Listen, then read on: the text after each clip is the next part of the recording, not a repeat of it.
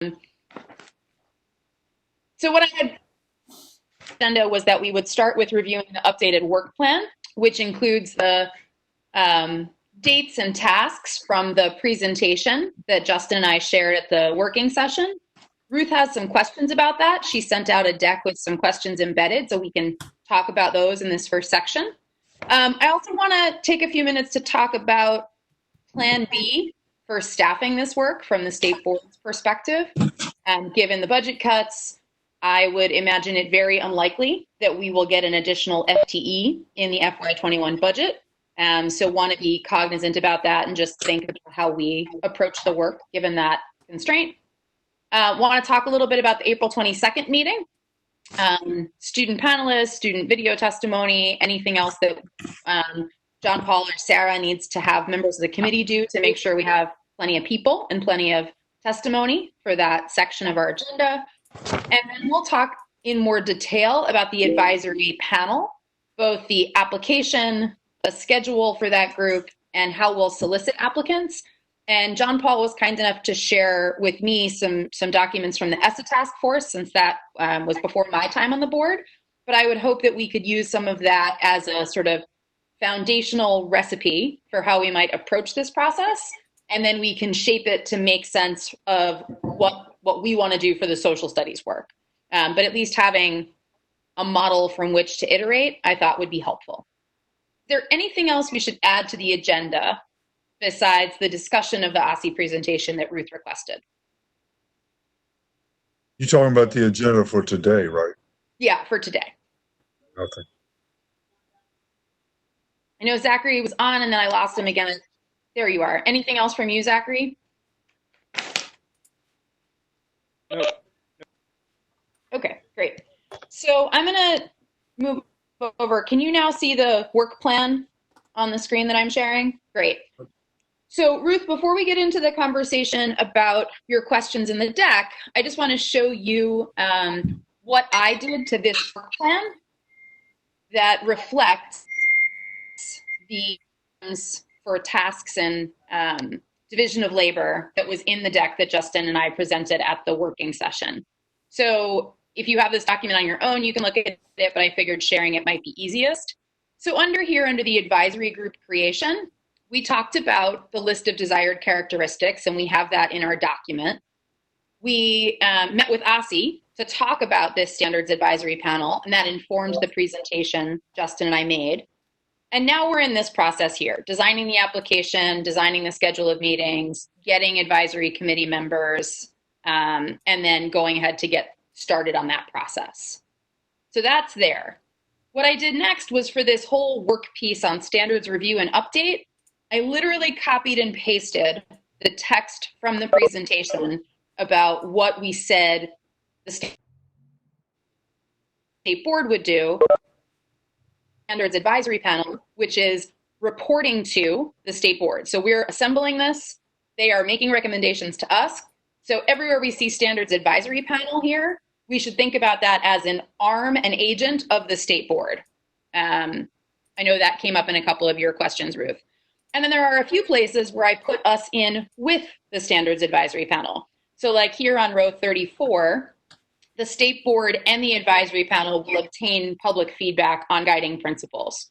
We'll use the people on the advisory panel to engage their public, folks that they have good connections with, to get us feedback, but we may also want to do ward-based meetings where Ruth will do something in Ward 3, Fraser would do something in Ward 4, I would do something in 6, Zachary in 5, et cetera, et cetera.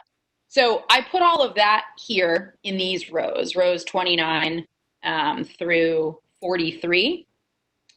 And Ruth, the reason I'm walking through this in detail is because I think it gets at some of the gist of your questions in the deck. Yes, I appreciate it. Yeah, which is sort of like who's doing what and what's the iteration back and forth. So the first couple of sets of tasks are all on us.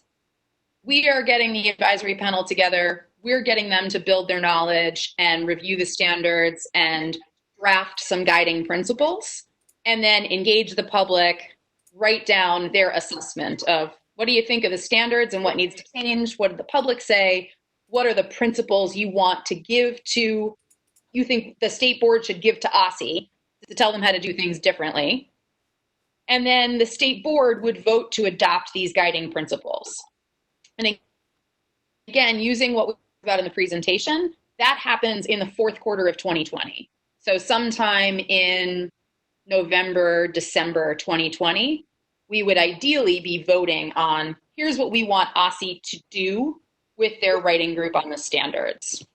OSSI then goes into 2021, identifying the standards writing group, reviewing the standards with them, having working sessions with our guiding principles and the standards, and then bringing to the state board a draft of updated standards by the fourth quarter of 2021. So November, December of 2021.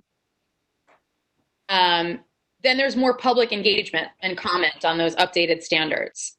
And then the final standards come back to us and we vote. So Ruth, one thing I want to just say on this, and then I'll turn it to you for any questions that are not addressed by these updates, is this public engagement and comment on updates. You asked a really good question in the deck about what will the public be allowed to comment on? And I think this is a place where we tried to be informed by what other states have experienced. That if we were to say, here are the revised standards, and let the public sort of have at it and comment in detail on any individual standard, we might set the full process back considerably in time. Whereas if we said to the public, at the beginning of the process, the state board and the advisory panel engaged you. These are the principles we all agreed to in revising the standards. These are the principles the writing group went with. If the question in this final period of public comment is, these were the principles we started with, do the new standards reflect those principles? If the answer is yes, great. If the answer is no, that's a really good reason to reopen the standards and make more changes. If we said we want these standards to be less Eurocentric, more culturally relevant to our students, and in fact we find that we have not expanded the inclusion of Latino history in the DC history standards, or we have failed to expand Black history beyond slavery and civil rights, then the public would have really good reason to be like, nope, you said this was in your guiding principles, your new standards don't have that, try again. But we don't want the guiding principles to say, these are the 10 to 12 things we've agreed need to be different. And the public comes in and says, but what about this 13th, 14th, 15th, 16th thing that I never mentioned at the beginning, but now is a real problem for me? We could do that forever, and I don't think any of us believe that's a rational way to go about the process. So I'm going to be quiet now because I talked a lot through that, but that's what I made changes to in the work plan. And I'd love to hear more, Ruth, about your questions. Would it be helpful for me to share the deck that you gave us with the questions? I have it with me, so I don't need it, but other people, if they don't have it, then I'll stop sharing so we can just see each other's faces.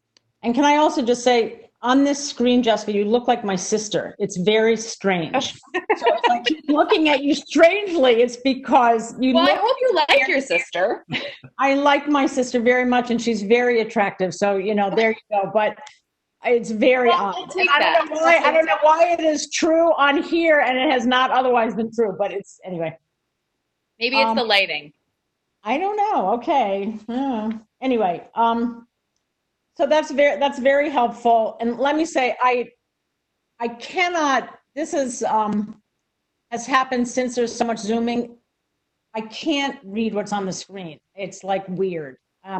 So I tried to follow you, but I couldn't really track it. So that said, let me go to one thing that I think you did not raise. Sure.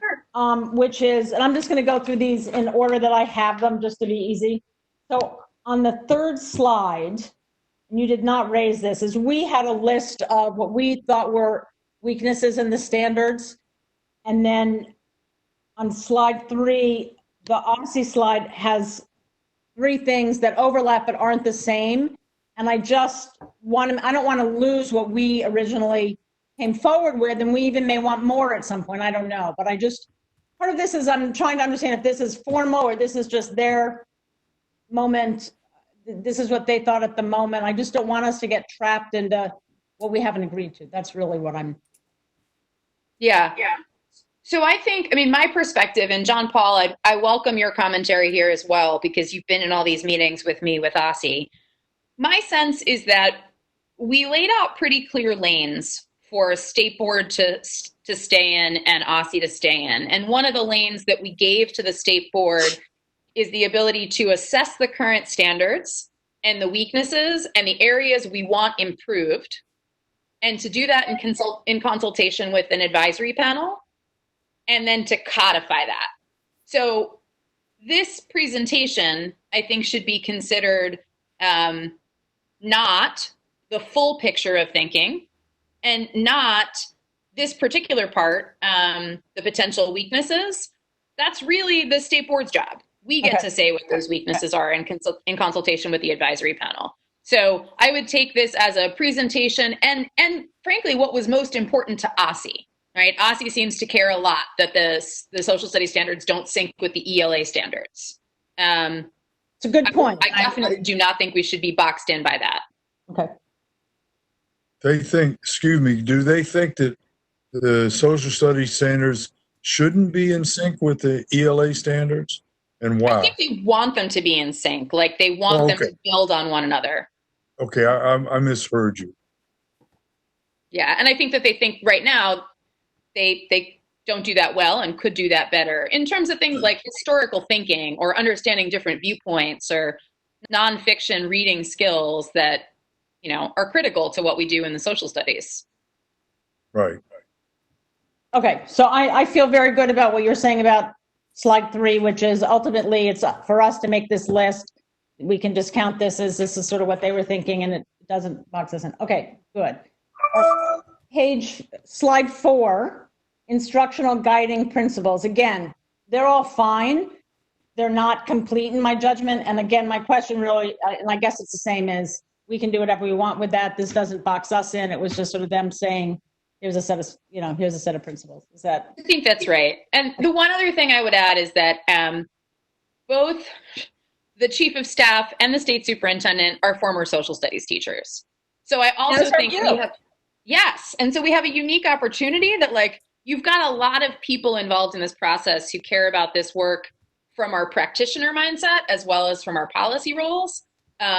But so my hunch is that some of this is the kind of stuff that Shauna and Hunsul think about, and like that rose to the top for them. So I don't want to discount it, but I think you're exactly right, Ruth. We shouldn't be boxed in by this is the limited list. And they won't feel like we sort of accepted it and down the line we're switching gears. That's really part of what I want to make sure of. Okay. Yeah, no, I think whatever we adopt from the advisory panel is where we should make sure that we have everything we want in that list.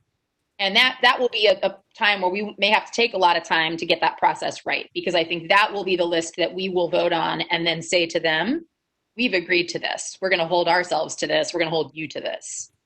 Right. Okay, slide 6, and this gets to some of what you were. I think you added it to the timeline, and I can't completely track it. So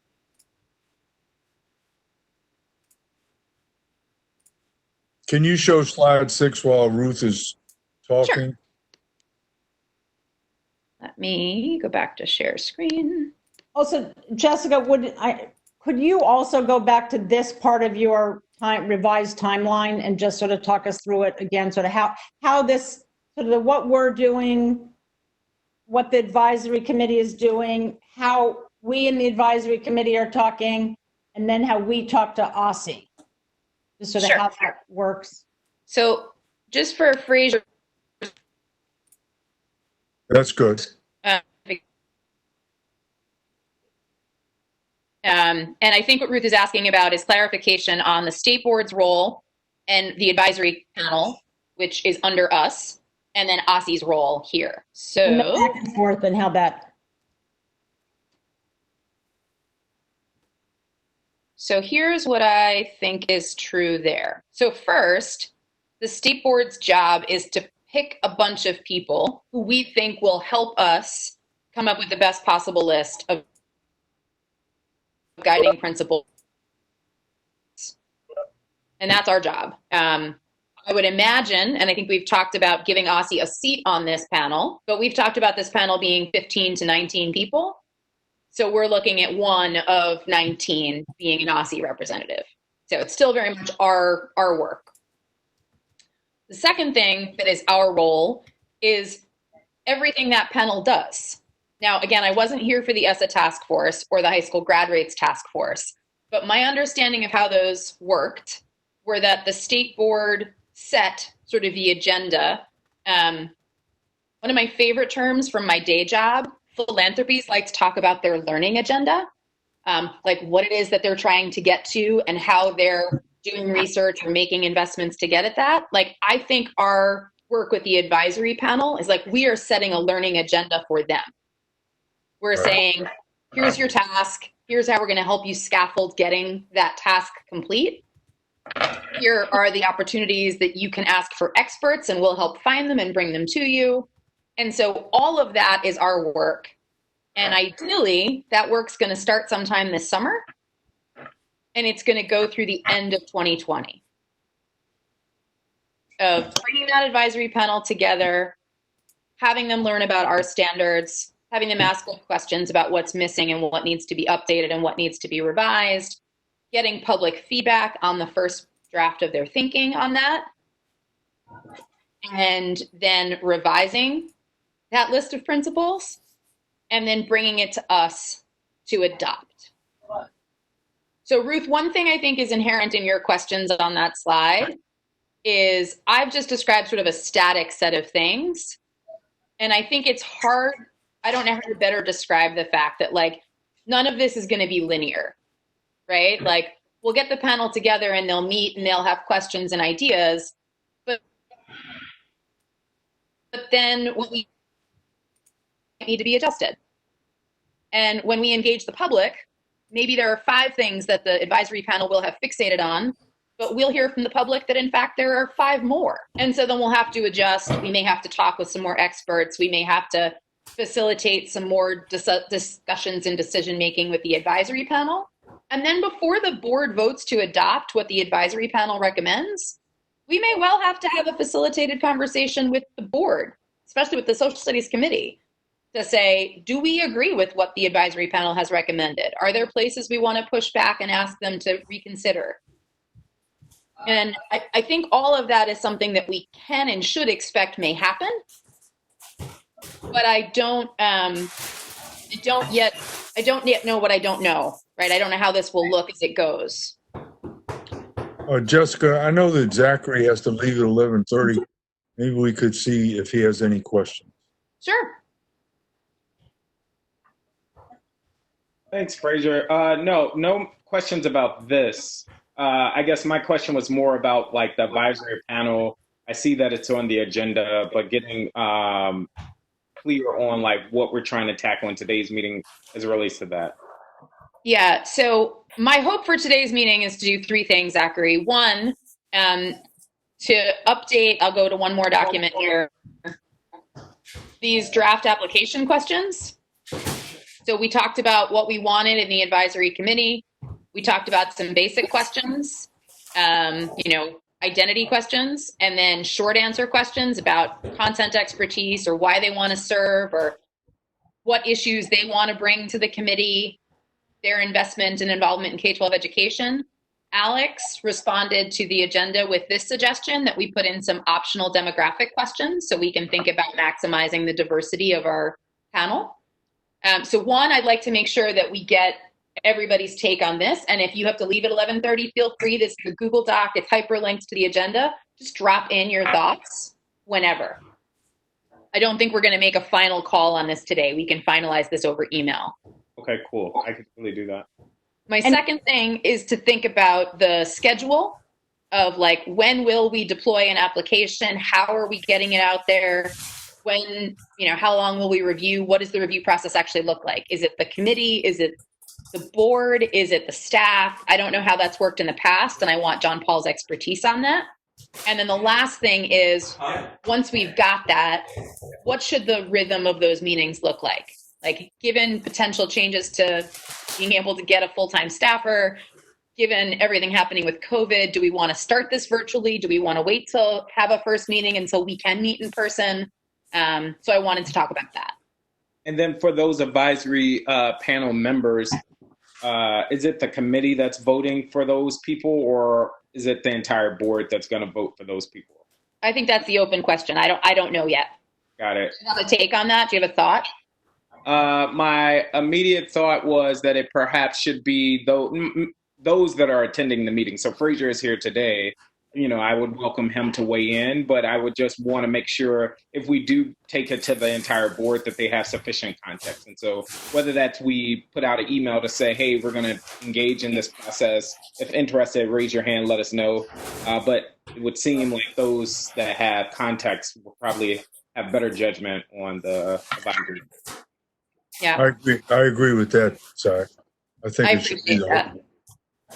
Also, just as a question, and I know that DCPS has a social studies coordinator or whatever. Do the charter schools have any kind of a central social studies person?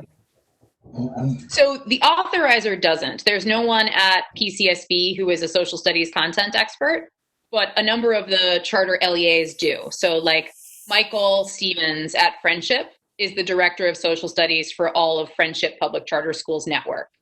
KIP has someone. Some of the other charter networks have curriculum people, not necessarily social studies people. But the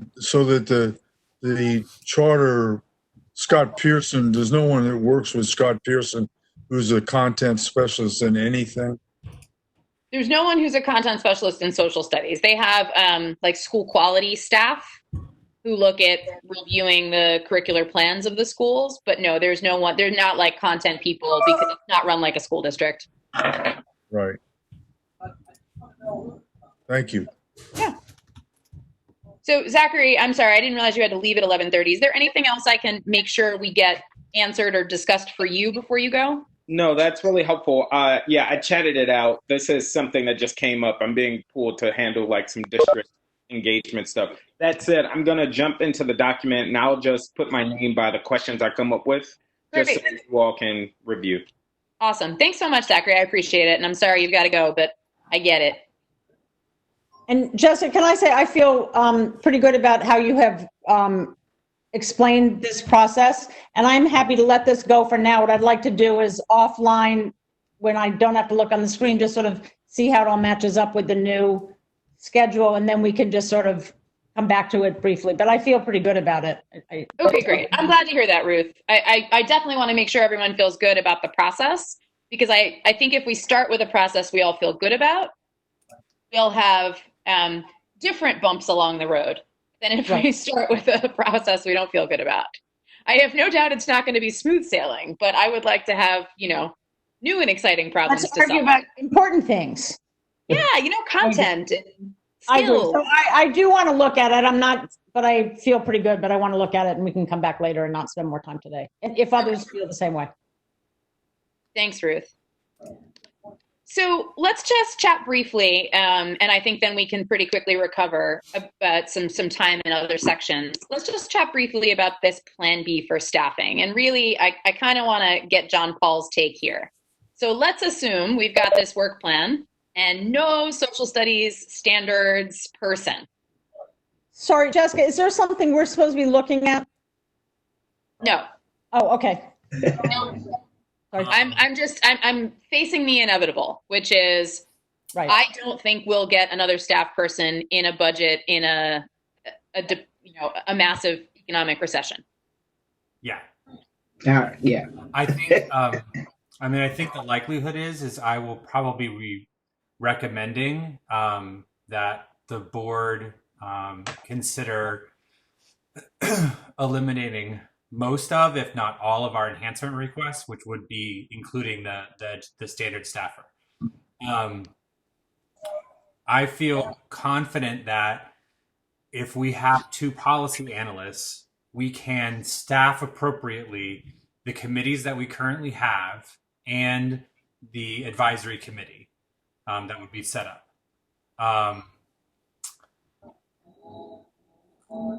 beyond that, I think we have capacity to do a lot of the outreach and engagement that we're talking about.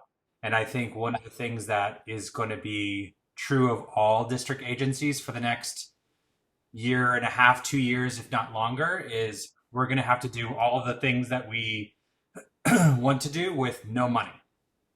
And so I don't feel like there's anything on the state board's agenda that we need to stop or get rid of because of this issue, because of the emergency. I think we just have to step back and think, okay, how do we do this process that we have designed without a staffer? And how do we do it? Same thing with the research agenda and the well-rounded education.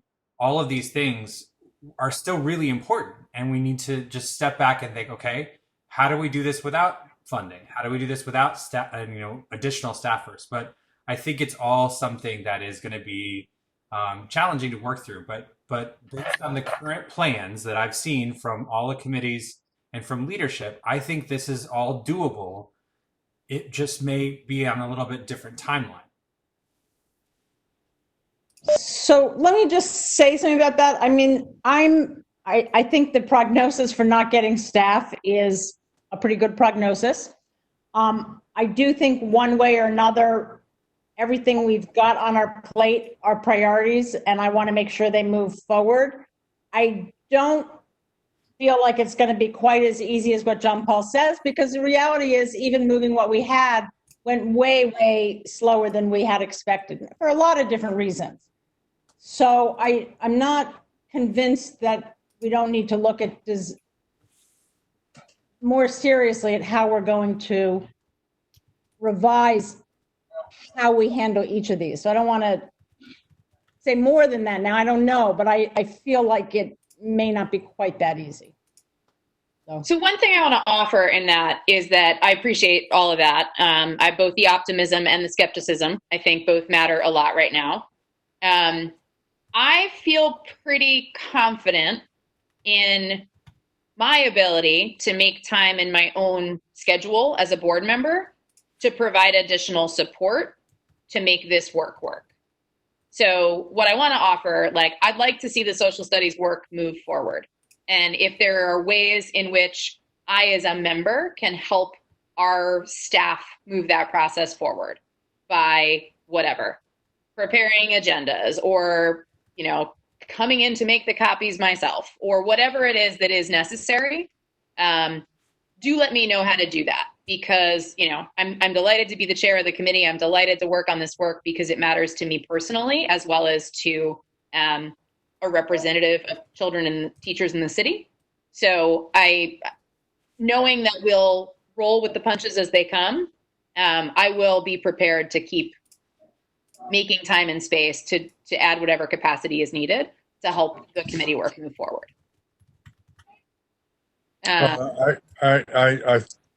You'll have help. I have no doubt about that, Dr. O'Leary. Because the thing is it is our task to support the children. And so that, and we'll adjust just as we do as teachers. I mean, this whole COVID emergency is something that's never happened before in education in the last almost 100 years. Well, 100 years. Yeah. And so we will adjust and we'll get it done. So we really don't need to look at it as, well, we can't do this or we can't do that because. We just need to look at it as we can do it because. I like that. I like that a lot. Yeah, and I think too, one of the other things too that we can take some from the Social Studies Committee as well is the plan of action and really being forthright about this too. I mean, the state board did a great job of that in determining how we were going to move forward with all of these committees, a year or so ago. And I think that we need to sit down and kind of do that again. And think about all of these things and set ourselves to an action plan that's doable, just like what Ruth is saying. I mean, I think it's, I try to be optimistic in many things. And then I also am I feel like sometimes I'm the pessimist and the person who has to say no a lot, but I think there's also there's a lot of really great ideas and thoughts coming from the board members, and so we just need to make sure that we get them on paper in a way that is doable. To exactly to Ruth's points. I mean, we're not going to be able to succeed in everything that we possibly want to do, right? But we need to be realistic about what our capacities are. So, yep, I think that's great. Well, let me know too as we go through that if there are additional ways to adjust the calendar or the work plan here to integrate better with other work plans that the board staff, seeks to try and mesh together to make sure we have things on a rhythm that works to not overload anyone. The other thing too is that unlike the teacher attrition committee where we didn't get a whole lot of support from anybody outside of us, this is something mandated, so that the system has to change the social studies standards. So we've got partners that we didn't have with that, and we just have to push those partners. Yeah, I do think that the partnerships matter a lot, Fraser, and I'm glad we've got the partnerships. So I'm loath to drop them. I definitely want to keep leveraging them. All right, without further ado on that, we'll keep coming back to it as we need to. The April 22nd meeting. Sarah, I know, had reached out to students who were part of the Lunchtime Live, and John Paul's been working with the executive committee on the agenda. So what else do you need from the committee? Okay, so we are definitely doing a live student panel, and we're also trying to do those videos as well.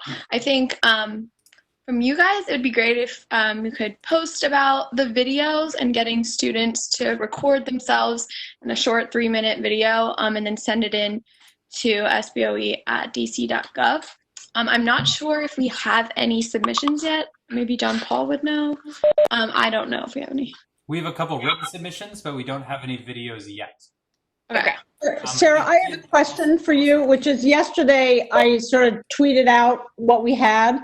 Mm-hmm. And I'm not a good example of this, but it struck me that if it was me, I would want to know, like, what do I do? Is there a place to go for, is there kind of a platform I'm supposed to do it on? Should it be a certain number of I would like, or if it would help, to be able to send somebody, go here and you'll see what you're supposed to do. Right. And like I say, I'm not the right person because maybe it's really obvious to everybody else who might do it, but. Yes, that is a good point. I was imagining just even on your iPhone recording 3-minute video and not on a specific platform. Alex actually said that maybe we could have one of our SAC members do an example. And that'd be great. Yeah, so that's a great suggestion, Alex. I think that would be really great. So yeah, maybe we can ask Alex O'Sullivan or Deja or anybody to do that for us. I'm also happy. I'll send the committee the template I sent to all the Ward 6 middle and high school principals, where I outlined what kids could do, and That'd see be if, really helpful. If that has a cover note that we could just also send to our principals, that'd be great. Yep, I will do that. Anything else that you need from us to make sure the social studies section of next week's meeting is ready? I think that's it. We're still working on the panel. It looks like we have 4 students. I'm not sure who talked to Alex O'Sullivan about it, but we definitely have 3 written testimonies for that. If you do talk to anybody who would like to be on the live panel, that's always great to have more. But yeah, just really posting and getting people submitting those videos. Great. I just added that to my to-do list, so I will send that. I'll just forward you all the sample email I sent to the principals, and we'll see what's what.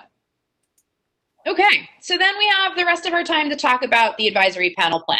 So that's also hyperlinked in the agenda if folks are there. If not, I will go to that and share the screen for people. We have been talking a lot about what to do with this advisory panel. And so I'm just going to revisit that document, and then we'll get into the sample questions for the application. And then I'm going to have John Paul share with us a little bit about previous processes that he thinks that we might then use as templates or models for how we devise this process. I'm always a fan of not reinventing the wheel and just making better what we had before. See this? So this is the plan we've been talking about. And Ruth, I think this is a place where we've put a lot of the things that you asked questions about in the document, like our guiding principles and our statement of purpose and the membership and the timeline. And what I did with the bottom part of this, like the membership, is I pulled it over here to the draft questions. So what would we ask of these kinds of people, the people we're hoping to get to join the advisory panel, in order to find the right group of people to inform us?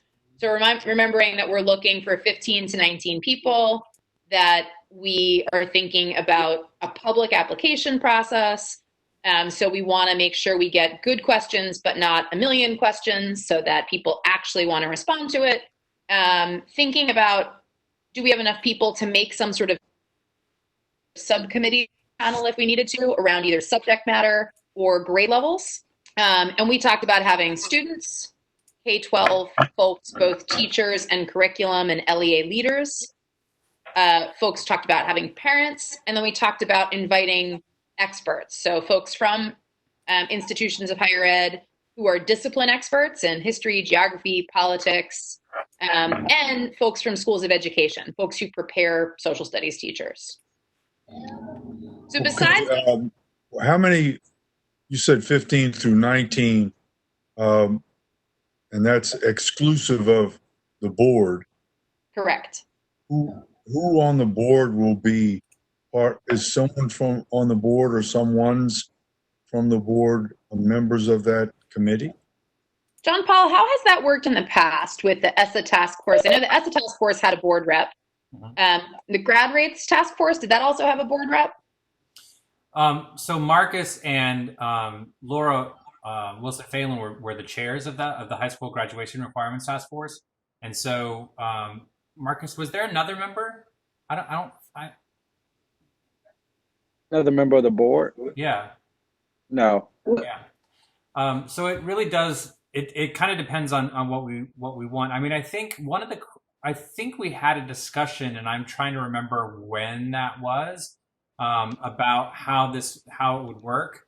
I think my suggestion would be that we have at least one representative on the advisory committee from the state board, so that person can be tasked with making sure that the line of communication is open between the Social Studies Standards Committee, the advisory committee, and the full board. Because I think this is part of the part is making sure that we're all informed of what the discussions are and what's going on, and so that the state board members can also be part of that discussion, even if it's through an intermediary type thing.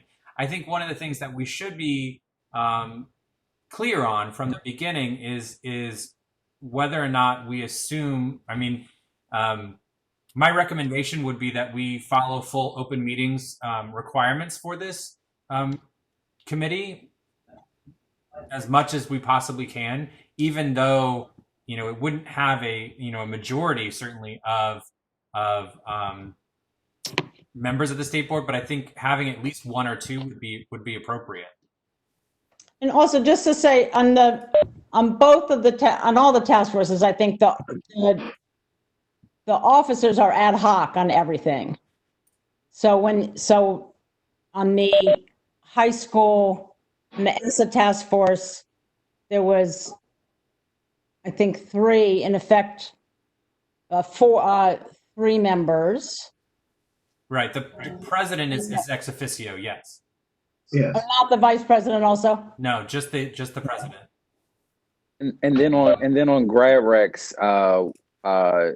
Laura and I just facilitated, so we really didn't contribute substantively to the discussion and kind of let the advisory committee take the lead. And for what it's worth, I think that is important for this group, that it would be helpful, wholeheartedly agree that it would be helpful to have board members be part of it. But I do think it's important that board members not direct the outcomes that the advisory panel arrives at, that they direct the work, they direct the agenda, they facilitate the conversation to make sure we get to a place of having guiding principles, and having guiding principles the board can agree to. But I do think it's important that the board member, for instance, not be the loudest voice or the voice that speaks most often in any of the meetings. The reason I asked had nothing to do with that loud voice. It had to do with the fact that this advisory committee is going to be, I would assume, voting on what they think the standard should be. And that, so then what happens? That's the question. So Jessica, can I try to say this and see if I say it right? See if I understand? Sure. Okay, so here's what I think is being proposed, Fraser, which is that the advisory committee is going to vote on a set of principles and I think sort of what should be changed, what needs to be revised. These, I guess, topical areas, thematic areas, and a set of principles for revising them. They will adopt that, send that to the board or the committee. I guess we're not completely clear on that. I guess maybe the committee first and then the board, something like that. But ultimately, the board would then have to agree to that or potentially send back feedback so that there's a set of principles that reflects the expertise of the advisory committee, but also reflects concerns or issues of the board. Is that a fair? Yeah, I think that's a great summary, Ruth. Okay, the question I have is that is the OSSI representative a voting member? I mean, we haven't decided any of that yet, but I think I'd like to be informed by the past. If the committee, I'm just looking at this as the worst case scenario, because that's what I always do. Is the committee going to vote on the principles which are then submitted to the State Board of Education, which they vote on and are submitted as writ? So so I think that's a good question, Fraser. John Paul, did you want to? Yeah, and I think maybe we can bring Marcus into this too, in terms of certainly seeking a consensus. And this is one of the things that both the ESSA task force and the high school graduation requirements task force certainly pushed for, is to not necessarily do formal votes on things in committees, but to come to a consensus on as much as possible.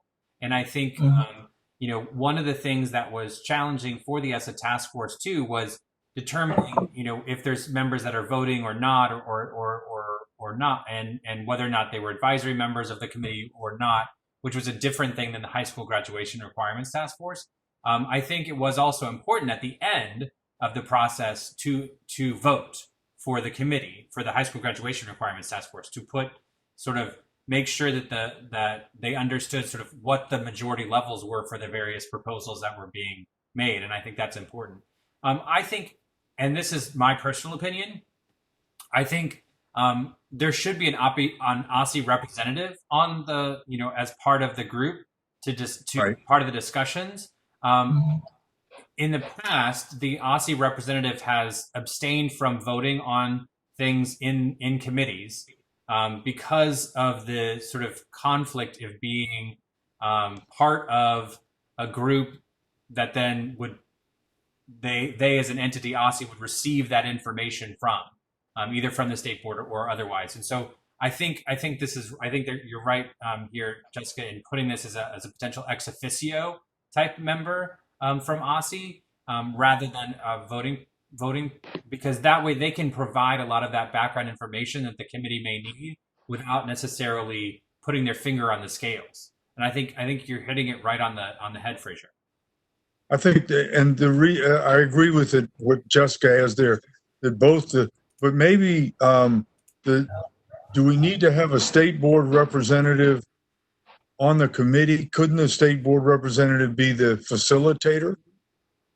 And because it would be in the room, or have a state board member being the facilitator, and not being the loudest voice in the room, just being the facilitator.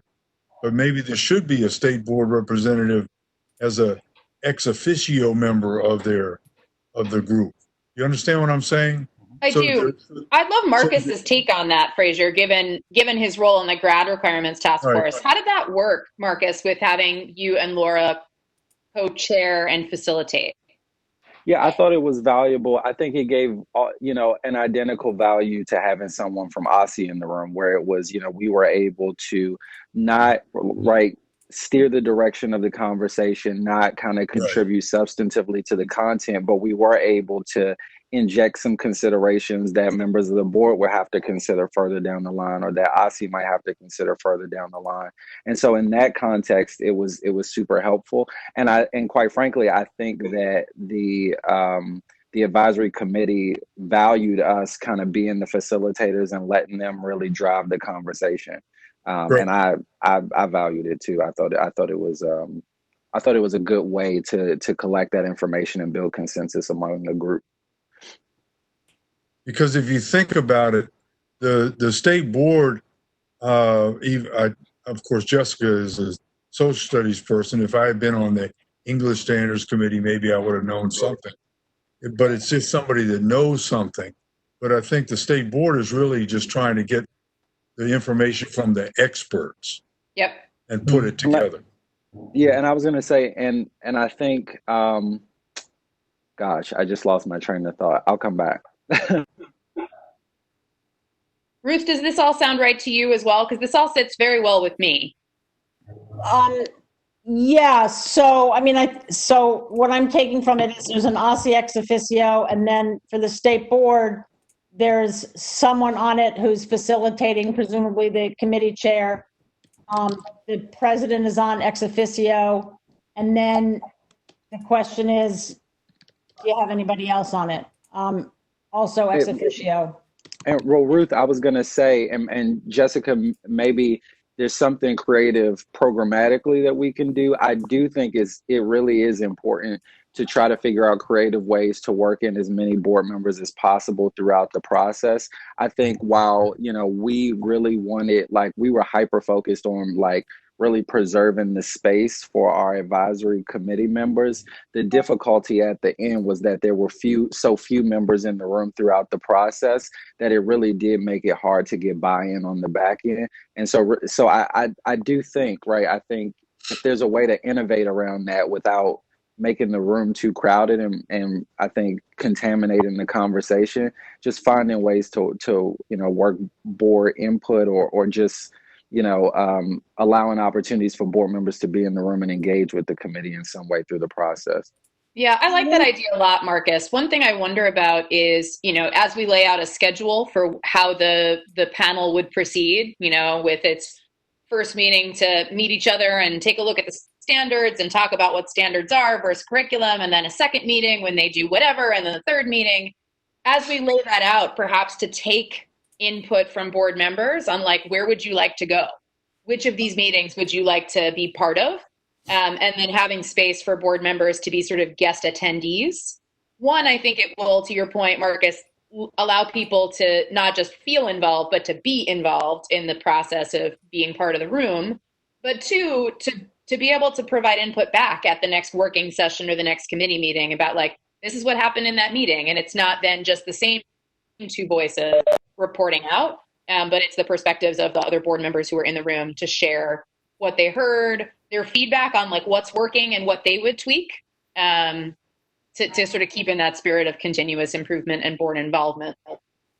And maybe as frequently as you're, doing for the group as frequently as you're doing like focus groups or guest panels or things like that, really trying to have other members pull in their connections from around the city. And I know you've been working to do that. So I think even, building that level of involvement, I think will go a long way too.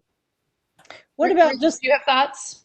well, yeah, I mean, I like that. The other way to do it, if you'd have to make it clear to board members what the right role was, but to have board members who wanted to, and I imagine it would be the committee members, to chair, facilitate, I'll even say, not chair, but facilitate the small groups, so that you sort of simultaneously have some continuity of those discussions and a way of involving these members. Like I said, provided that it's clear that the goal is facilitation and not directing. I think one thing that I would potentially caution there is, or at least maybe make it clear for internally for us in this discussion, is whether or not we're going to be counting the SBOE representatives as members or not. Because, 15 to 19 people, as Marcus is aware, is already challenging to coordinate. And so if we add another 4 or 5 people, that's 20 to 25 people trying to coordinate all of those schedules and just making sure that the rooms are available and that type of thing can get challenging in terms of logistics. So, and it also helps, like, once you get over a certain number of people, discussion is pretty challenging. I agree. I'll be honest. I'm more inclined towards the notion of having Ruth and I serve as ex officio representatives, me in a facilitation role, Ruth as the ex officio, rep as president, and then inviting board members to sort of select the presentations, select the sessions they'd like to be flies on the wall for, as it were. Because I really do. I don't know how to communicate this better than what I'm going to try to fumble through. I want this to feel like a process by which state standards are created in a public open session, where the people who nominate themselves, who then get selected to say, you're our advisors, really feel ownership over the process, and that we display trust in these folks who we've invited and then selected.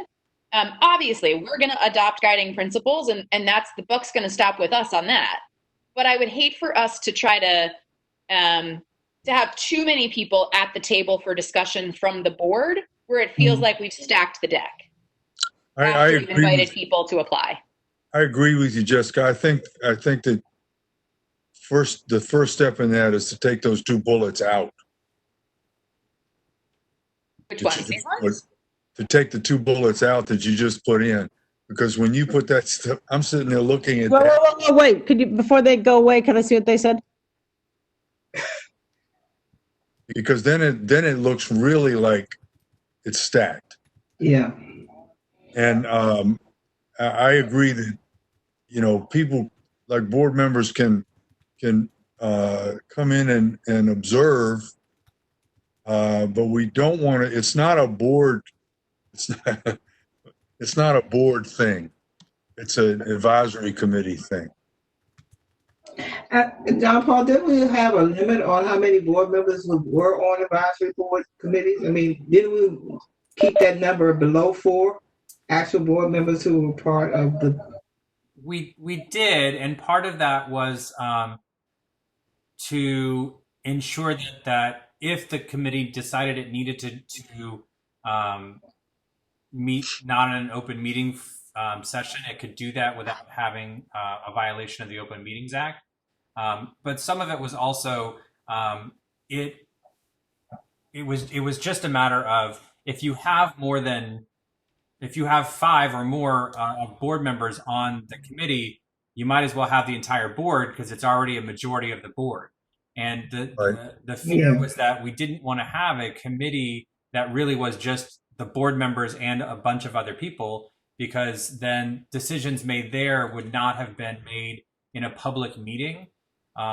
that was able to be involved by the members of the public. I don't think I explained that well, but what I'm saying is if you have 5 members of the board who are on a committee and they all agree with what's going on in the session of a committee, then it really does cause problems with the rights of the folks, the minority who weren't on the committee, because then there's not really a point in having a discussion if 5 members are already, agreed to the subject before it really gets to something. I think we all agree with that, so maybe we ought to cap the number of board members who participate. I think that Karen's right, and I think that what we have on there now, with the chair being the facilitator, who's not a voting member, and the president has to be there anyway, right? Is that right, John Paul? I mean, yes. Procedurally. Yes. The president or the representative of the president, or whatever. So that because we want it to be outside, it's a committee that's making decisions that to pass on to the board to vote on. So can I ask, I think everybody already agreed to that idea of the 2 reps. I think the question is, do you invite other board members to some meetings? I thought what you were saying was don't put that on the list, do it, but don't confuse it that they're members. Is that what you're saying?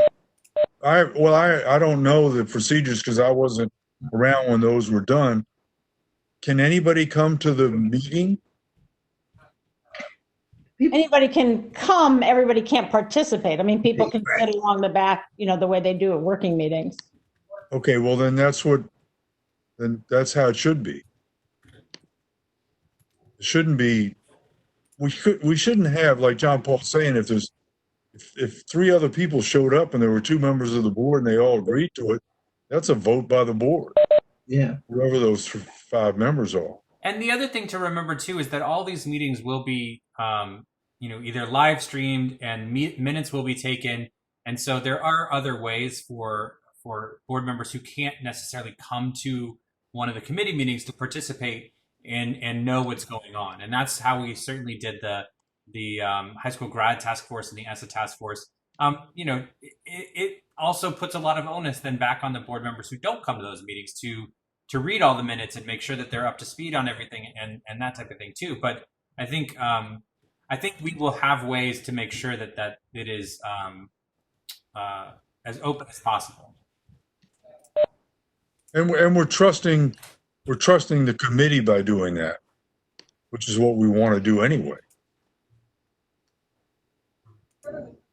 So, I mean, that all sounds right to me. One, again, keeping ownership on the task force, the panel who applies, who self-nominates, who gets selected by us, to let them drive this process, to make sure that we are in the room, to ensure that the process is going in the direction we need it to, which is arriving at a set of guiding principles that we feel can be brought to the committee, can be brought to the board for consideration and vote, but not dominating the conversation.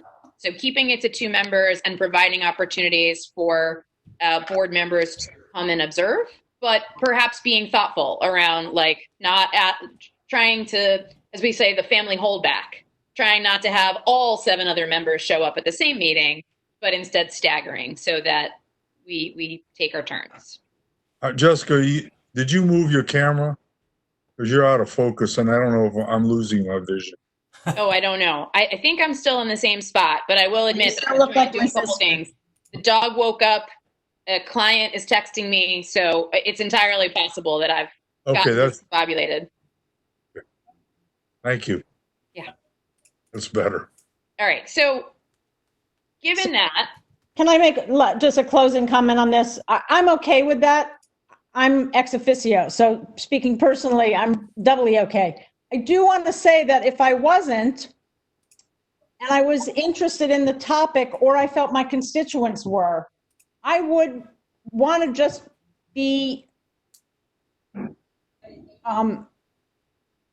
part of the conversation. And so if you do it that way, I just think, to Marcus's point, it's very important that somehow these conversations come back to the committee and come back to the board insofar as people who are interested and who will be called on by their constituents to talk about it are in a position to do so. And so that's sort of the balance. So I kind of like that way of having the state board people stagger in and I guess be a little bit more than just the observers who come in from the public, maybe periodically, can ask a question, but are staggered in. But that's all I'm going to say. I think it's important for people to feel part of the conversation on the board because they're going to have to vote. And they're going to hear from their constituents. I was going to say maybe, and I don't even know if this would work, but one of the things I was thinking of is that maybe the advisory committee conducts a briefing with either a larger member of the board or the full board before adopting their recommendations to kind of talk through them. I don't know if that even makes sense, and kind of get an exchange before the final recommendations are adopted. But I don't know if, I think it avoids prejudicing the conversation kind of midstream, but kind of gives a really good benchmark that I think accomplishes the goal you're talking about. I think there's certainly the opportunity for the board members also to be letting the ex officio members understand what their questions are and what they're hearing from the constituents in the regular updates from during working sessions and Right. Through other things too. So I think you're hitting it right on the head, Marcus, in terms of making sure that there is the availability of the full board to be updated and understand what these questions are. And I think you're right. I think it is important to make sure that we're all that you all are all up to speed on things before something comes to you for a vote.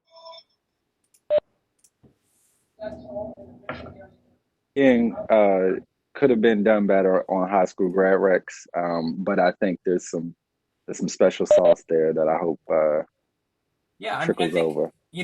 Again, this is only the third one of these that we've done, right? So we're still learning on all of these. We also did one on credit flex. Fourth, at the very right. You're right. This is the fourth one we've done.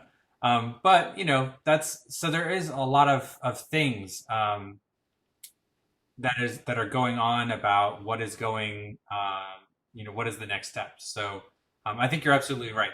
So Jessica's changing over to a call. And so what questions are missing about what we're about the advisory committee? Are we missing anything in terms of what we want from individuals? Wait, what happened to, there was a list in front of us. Where did that go? So I can send to you the questions. I see it in the application. Yeah, I see it in the Google Doc. Yeah, it's in the. Are you on the Google Doc? I was, but it disappeared. Oh, okay. Yeah. I got it. Okay. So the short answer. Oh, no, actually, I don't. Sorry, mine is like I haven't either. I lost it too. Okay. I have an old Google Doc. Give me 1 second. Give me 1 second, and I'm going to share it with everybody. Just 1 second. Y'all could see all these things. I'm going to call Jessica to find out how she does all these, puts these documents on the screen. 1 second, and I'll share the doc. There. Can everyone see that now? Yeah. Yeah, there it is. Yeah. Oh, those. Okay, I'm so sorry. So sorry, go ahead, Jessica. No, we had, this is like a comedy of errors. I had set a meeting calendar invitation on my Zoom account for a district superintendent to have a conversation with my project partner. So I had to start that meeting because I had to start that meeting and I couldn't listen to them and talk to you. So now my whole computer is muted and I'm just on my phone looking at you all. This is like next level multitasking, and I'm sorry, that was not artful on my part. So what is the question about the questions? The questions, and I think, go ahead, Jessica. My thought is, knowing that we want to have an advisory committee that we feel trust in, that we feel really represents the kind of expertise we're seeking to help us make the best decision about what guiding principles we want to give to OSCE to say, here's how to change the standards. We need to find those people. What kind of questions will help us find those people? And this is the list that Zachary and I drafted initially because Zachary had sort of raised his hand and said he'd like to weigh in. So we worked on this Google Doc, and that's where we got. What are we missing? What other questions should we be asking to get to the right group of people? The thing that popped out to me immediately was I think it might be valuable to have like a values-based question. I mean, something that's probably more artfully worded than this, but like, you know, kind of why do you care about our, you know, DC social studies standards? Why do you think they're important to the district students, et cetera, et cetera? Just something. Isn't that the second question, Marcus? Yeah. Oh, yeah. Well, what makes you interested? Yeah, but kind of like, why do you? I guess the value statement I was thinking of is kind of why do you think that the standards are important to the district's students or something like that? Yeah. Okay, I thought that sort of covered it.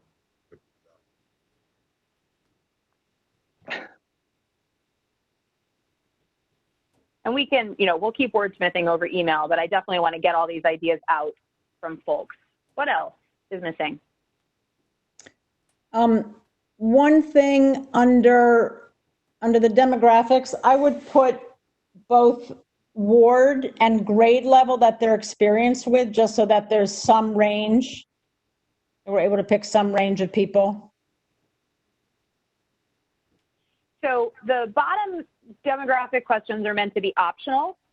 I don't actually want to make ward optional, so I put that up at the top because I really do want to make sure we end up with folks from all over the city. So do you mind if I put that up here? The grade No, level that's fine. That's fine.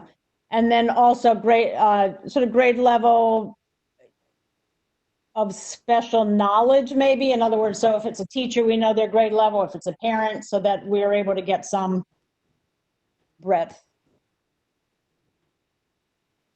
Do you want me to ask if it's like where they've taught or that they have a connection to?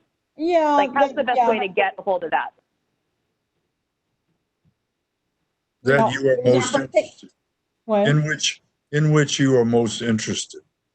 Or experienced, interested / experienced. Got it.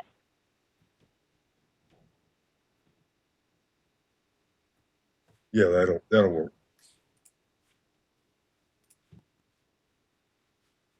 Anything else that's I just missing lost from the sort of almost everything. general Just the- question That's my fault. type? Oh, okay. Okay. Fix that.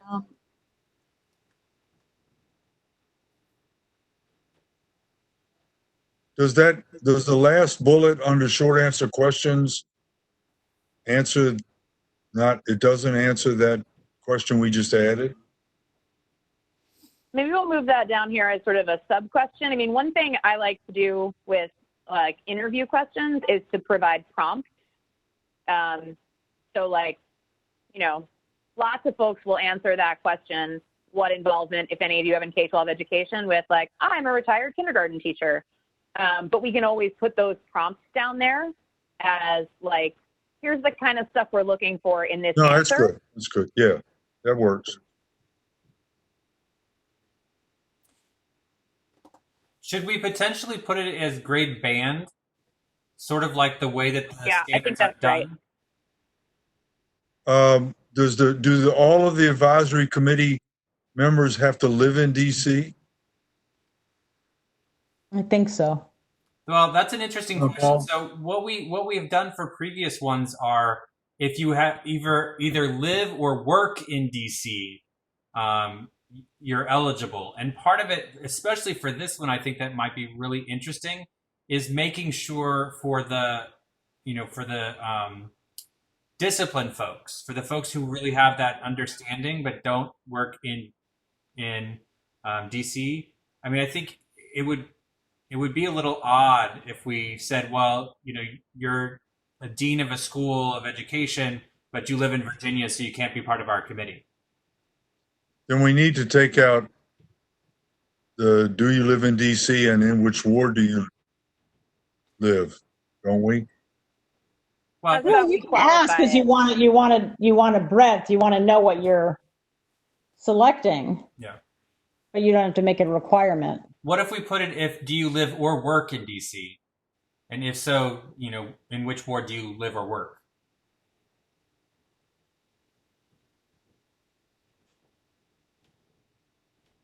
Well, that's just a yes or no answer, though. So it's not going to disqualify somebody necessarily. Correct. Right.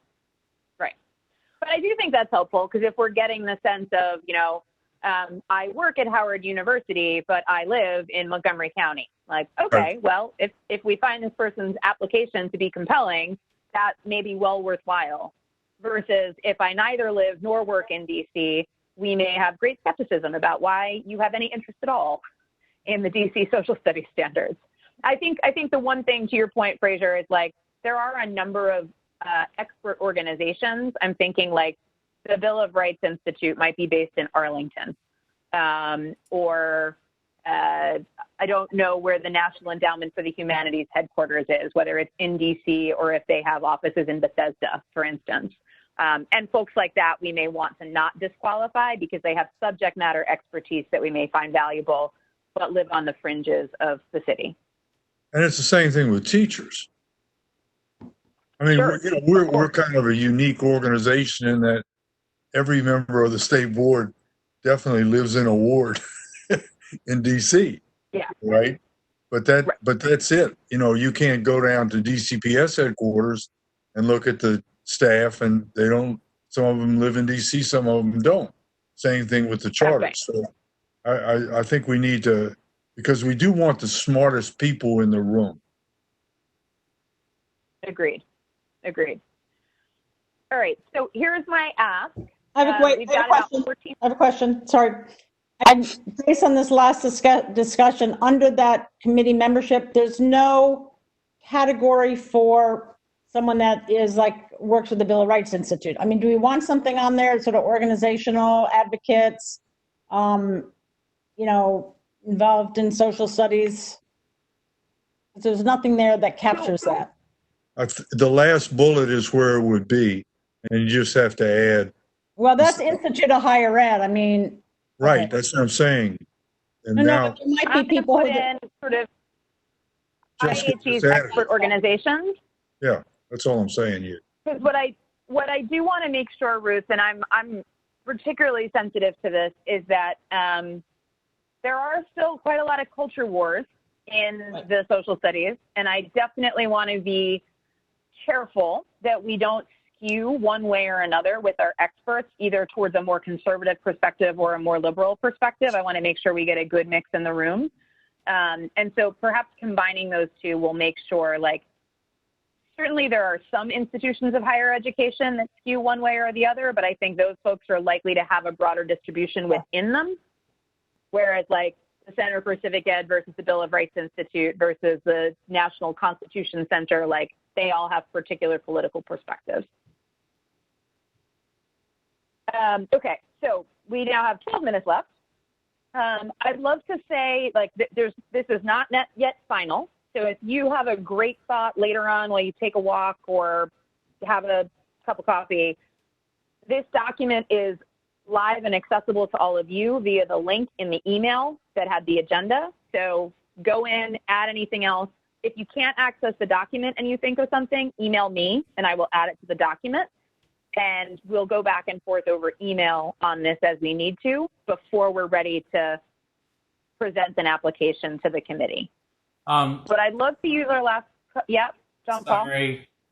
One thing to consider, and this was something that was very important, I think, for both the high school graduation task force and the ESSA task force, was particular geographic focus. And so both of those groups had a majority of members that were from areas that were historically underserved. So I don't think that was true on ESSA, John Paul. Am I wrong? I don't think so. It was part of the application process, I believe, but it was not as focused as it was on high school grad. You're right. But I think And it's something that and we should, also, oh, also as a note, John Paul, it was also to be equitable in terms of the spread of our school age population across the city, half of which is also east of the river. right. And I think one thing to check and to make sure that and this is one of the things that we can do in terms of, I mean, we can't force people to apply, right? But we can certainly push out and make sure that the information about the application process gets to groups that do represent folks that are historically absent from these conversations.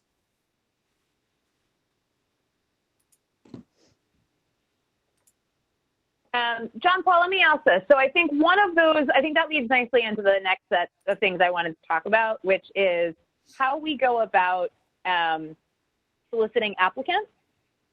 And then, like, what's the reasonable timeline for getting an application together, making sure the committee or the board is okay with it? I also don't know what the process is for that. Like, do we need to vote on it as board? Do we need to just present it at the May working session? Like, what's the right procedure there? But I want to make sure we talk about how to solicit applicants. To your point, I think there's two ways we can capture making sure that we're getting this representative group that reflects where our students live, which groups have been historically underserved. It can be in framing the applicant question itself. It can be in how we target, how we solicit applicants, and it can definitely be in how we select them. Like, we can oversample from some wards if we get enough applications. And I'm okay with any or all of those. Like, all of those I think have benefits and drawbacks. But I think the most important thing is, like, how will we go about soliciting applicants for this? What's the right process? Are there limits on our process, John Paul? Like, this isn't a procurement process, so I would imagine we don't have some of the same restrictions as OCP, but there's a lot of good government practice we should be cognizant of, like posting this publicly. Does it need to go in the DC Register, or does it just have to go on our website? Or, like, how should we be thinking about this? Yeah, I mean, I think we should loop in Malayo at some point to talk about and Caitlin on exactly how to promote this effectively. But I think there's two things, and I think what we need to have is once the application is as finished as possible. I think you're right. I think it would be appropriate for the committee to bring this to the May working session, assuming there's time, and at least go over with board members or allow them to look at what the criteria that we've developed and then move forward. I don't think we need a formal vote on it. We haven't voted on the sort of application process in the previous things, so I don't think we necessarily need to do that now. And one thing to note too is it'll actually be coming at the same time as the application process for our student advisory committee. And so I think there are multiple things that we're going to be asking people to sort of apply for and look at the same time, which can be a good thing because we can get, saturation of a number of different places and markets. I think we can certainly create a web page on our state board page to start collecting all of this information with the social studies notes and minutes and all of the type of thing, just like we have for other groups. And then we really will be relying a lot on our social media and our newsletters, both from the agency itself and from the members to get this information out there. And I think too, because we'll be able to partner with specific, because we're partnering with OSSI, we'll be able to get it in their notes as well. And I think we'll have a pretty good idea of how to get the information out there by that point. Okay.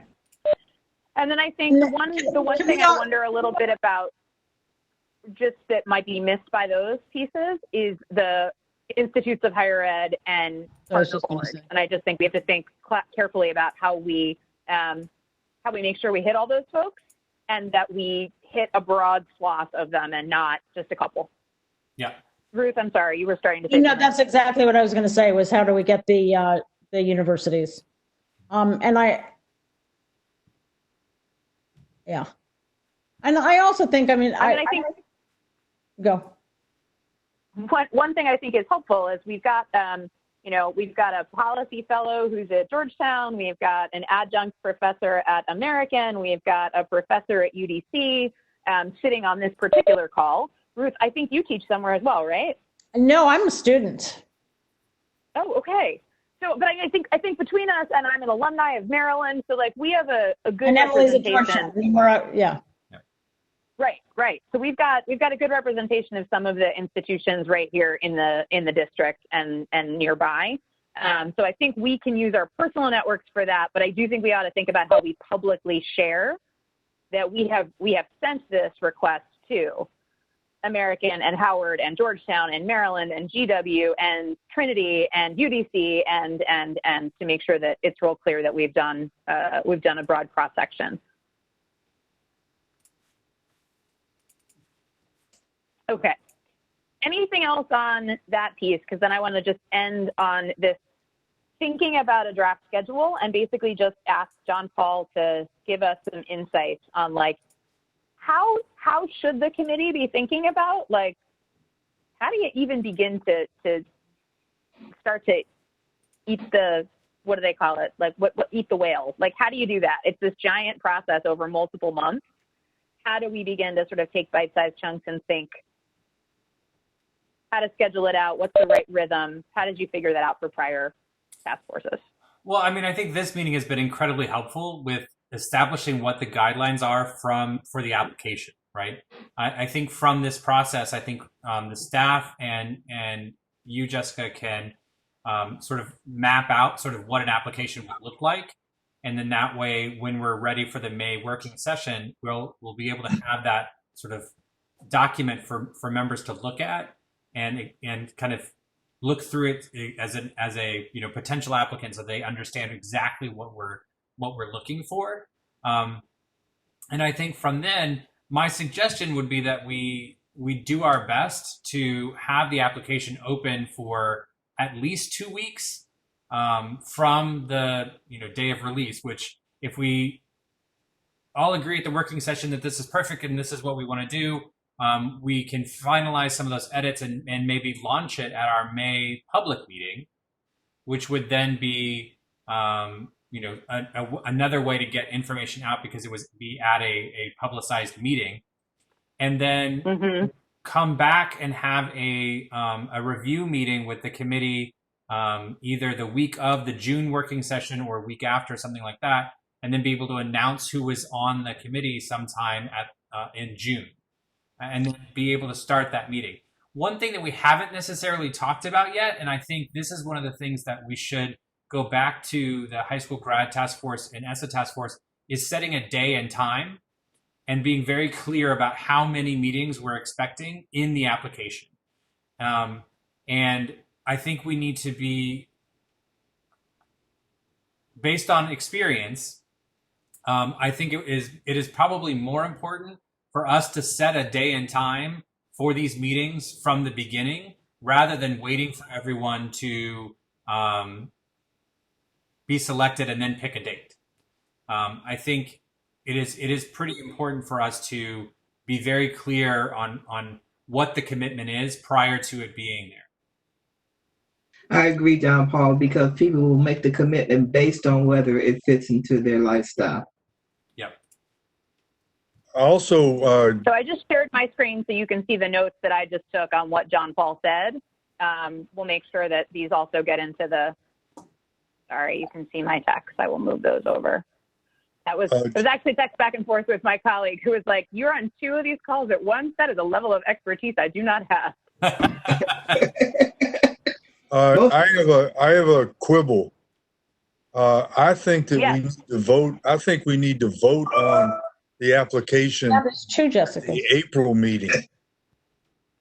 We need to present it at the April meeting and vote on it. Look, we're in a tenuous situation. Schools are closed. We can't wait till June to start putting out the application. There's not going to be anybody. Schools are going to close on Friday. All right. They're not going to, I don't think there's going to be a school year in June. And the college is finished at the end of April. And the colleges in the city are all closed. If we're going to get this information out, we need to use that little wiggle room that we have in the end of April and in May to get this information out. I think it's too late to vote on it in May. Well, I agree with you. It's a matter, but right now there's no one in the school buildings either. I mean, still. Well, at least but everybody's active online and things like that. But the good thing we have is that everybody's online, so we can get the information out through OSSI and everybody to get to the schools to pass the information on to the teachers. The teachers are meeting with their principals every day. Yep. So I want to be mindful that it's 12:30, and that's when we're supposed to end. So I want to be mindful and respectful of people's time. But I think that's a good question, Fraser, as to whether there's a way to share a draft application with board members outside of a meeting. And I'll defer to John Paul on that, but can we follow up with everyone over email about that so that we can take that into consideration? Because I think it's a really good question, Fraser, as to the mayor apparently announced already this morning that the stay-at-home order extends through May 15th, and that applies to schools. She'll make another announcement on Friday. I imagine some schools may decide to end their year early. And so I do think we have to be mindful of like how long folks will be online for. That's a great idea. Why don't we do that? Get the information to everybody online, have them look at it, and then we can vote for it on the 26th. Okay, John Paul, let's talk about how to do that and follow up with folks over email. Is that okay? All right. Thank you, everyone, for all your time. Thanks for dealing with my changing from computer to phone and seeing my random text messages. And I appreciate you all rolling with my weirdness this morning.